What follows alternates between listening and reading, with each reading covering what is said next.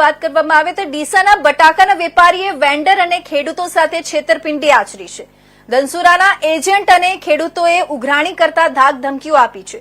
Agent Jayesh વાળંદની બચત મૂડી સાથે 20,64,000ની છેતરપિંડીની ફરિયાદ થઈ હતી. એજન્ટને બચત મૂડી પર ભરાઈ જતા આપઘાતનો પ્રયાસ કર્યો હતો, જેની દવા પી જતા 4 દિવસની સારવાર બાદ એજન્ટને રજા અપાઈ છે. છેતરપિંડીને લઈ આપઘાતનો પ્રયાસ કરતા ડીસાના વેપારી સામે ફરિયાદ નોંધવામાં આવી છે. ધનસુરા પોલીસે ફૂલચંદ માળી અને સુરેશ સુંદેશા વિરુદ્ધ ફરિયાદ નોંધી છે. ધનસુરા પોલીસે બટાકાના વેપારી ફૂલચંદ માળીની ધરપકડ કરવા શોધખોળ હાથ ધરી છે.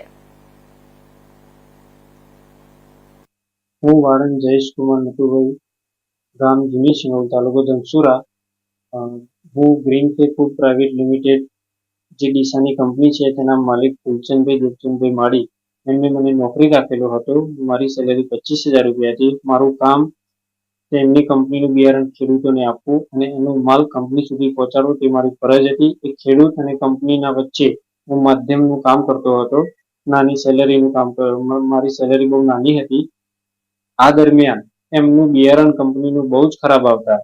અને બીજી વસ્તુ કે જે બટાકા મેં કંપનીની અંદર પરત ભરાયા હતા તેની અંદર એમની મનચાહી એમની ઈચ્છા મુજબ કપાતો આપી અને ખેડૂતોને પૂરતું પેમેન્ટ ના મળતા ખેડૂતોએ મારા ઘરે ઉઘરાણી કરી. ઉઘરાણી કરતા મારાથી સહન ના થયું એટલે મેં વારંવાર એમને ફરિયાદ કરી ફૂલચંદભાઈ દેવચંદભાઈને અને કીધું કે ભાઈ ખેડૂતોના પૈસા આપી દો તમે. વારંવાર કહેવા છતાં એમને ના આપી અને મને વિભસ્ત ગાળો બોલી, મારી નાખવાની ધાક ધમકી આપી, કંપનીમાંથી કાઢી મૂક્યો અને એવું કીધું કે તમારાથી થાય કરી લેજો. આવી વાતો કરી અને મને કાઢી મૂક્યો. અને પછી જ્યારે મારાથી હેરેસમેન્ટ સહન ના થયું એટલે મેં આત્મહત્યા કરી. મારા જોડે એટલા બધા રૂપિયા હતા નહીં. અંદાજે રકમ 80 લાખ રૂપિયા ચૂકવવાની હતી, જે મારા જોડે ન હોવાથી સહન શક્તિની બહાર જતા મેં આત્મહત્યા કરી હતી. એકદમ અચાનક મારા પરિવારને જાણ થતા એમને અરવલ્લી જિલ્લાની મોડાસા ખાતે સંજીવની હોસ્પિટલમાં મને એડમિટ કરી દીધો અને આકસ્મિક મારો જીવનો બચાવ થયો. એ બાબતે મેં ધનસુરા પોલીસ સ્ટેશનને જાણ કરી અને મેં ફરિયાદ કરી છે ફૂલચંદભાઈ દેવચંદભાઈના સામે. અને પોતાની જાતને પોટેટો કિંગ સમજે છે અને મારા જેવા નાના ગરીબ માણસોનું શોષણ કરે છે. આ કંપનીમાં 7 મહિનાથી હું જોબ કરું છું.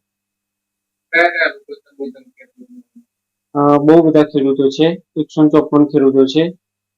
ખેડૂતનો આમાં શું વાત, ખેડૂત તો બિચારો ગરીબ છે.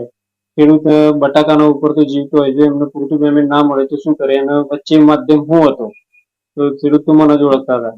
અમારી કંપની સાથે કઈ લેવા દે અને તમે પેમેન્ટ આપી, હું ક્યાંથી લઈને આપું?